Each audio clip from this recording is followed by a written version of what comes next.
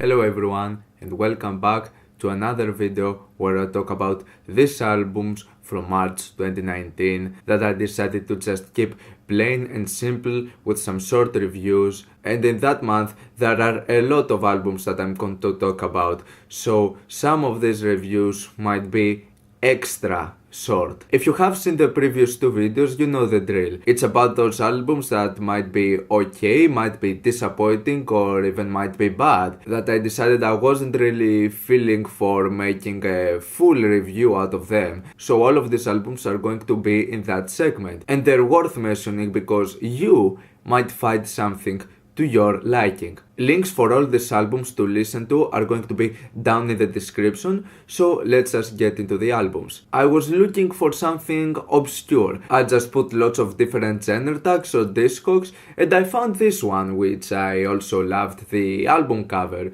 so I decided to give it a shot. It was obscure indeed. Now we're talking about an avant-garde progressive math rock album with some elements of jazz. It's mostly instrumental, and this is probably one of the weirdest and most complex albums I think I've ever heard. It's really hard to just understand what's going on, and it's really messy, but in a good way. It's far smoother from a mathcore album like one you can find in Dillinger Escape Plan. I would say it goes a bit closer to Zoo, but they're even more smooth than that. But I would say that this album has also even weirder structures than the one I would be used to from a Dillinger Escape Plan album, for example, and that I think says a lot. Biggest issue for the album in my opinion is the fact that it's a bit one-dimensional. Like, despite having so many different and complex structures, it's just based around the same idea, and that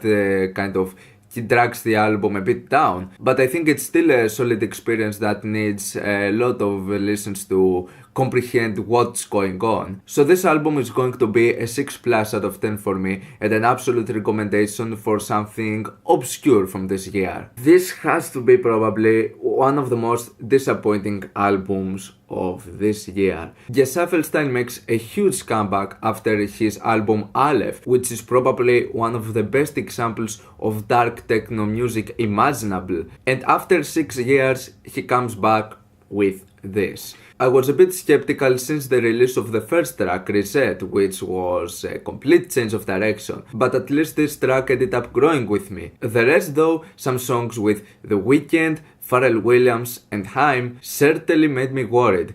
Even though the production was okay, we're talking still about some really bland and really cheesy sort of synth pop tracks.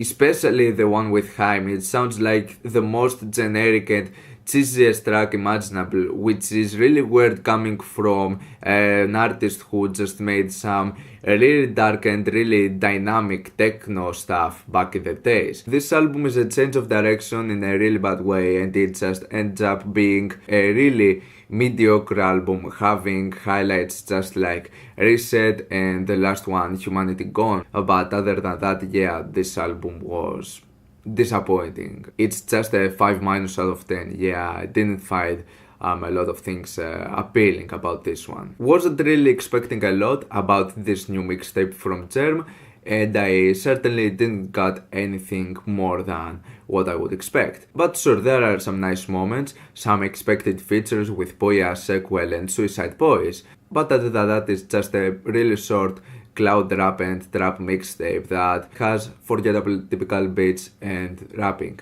So yeah, this is going to be a 5+ out of 10. It's just a sort of mediocre release.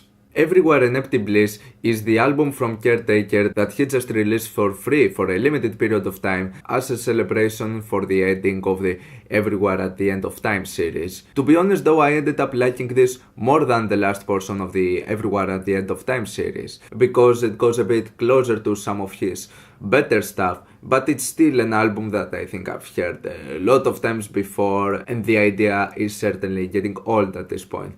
But there were still some nice highlights into this one, so this is going to be a 6- out of 10. Infinity from Scarlxrd is another hardcore hip-hop, hard-hitting, with screamo vocals, insane trap and industrial beats.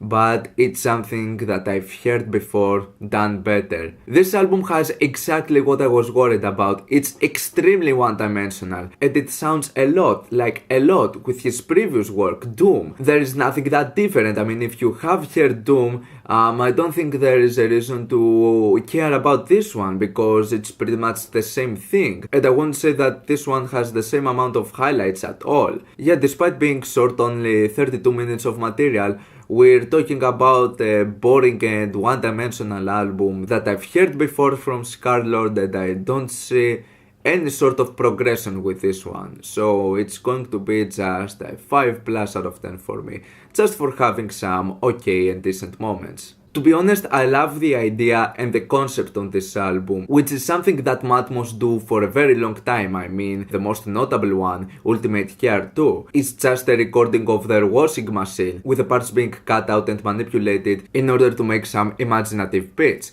And it's the same with Plastic Anniversary. I mean, as the title suggests, it's about recordings of plastic objects or others made out of plastic. Some of them are really apparent from the title of the songs themselves, others are not. And this has as a result some really nice sounds, which sound really detailed and pristine as well. But my main issue with this Matmos album, once again, is that taking this out of the context and just having the whole instrumentation and the beats, we're talking probably about one of the most forgettable and one of the most boring electronic albums I think I've heard all year. It's the same with albums like Ultimate Care 2, and it's something that I see with other artists of electronic music, having this exciting concept, but taking this out of the box, they can't just drag an album full of imaginative ideas. Unfortunately, Plastic Anniversary falls into this category, and even though there are some intriguing and interesting sounds, that's pretty much it about the album. The rest of it, the beats, some of the ideas were totally bland and forgettable.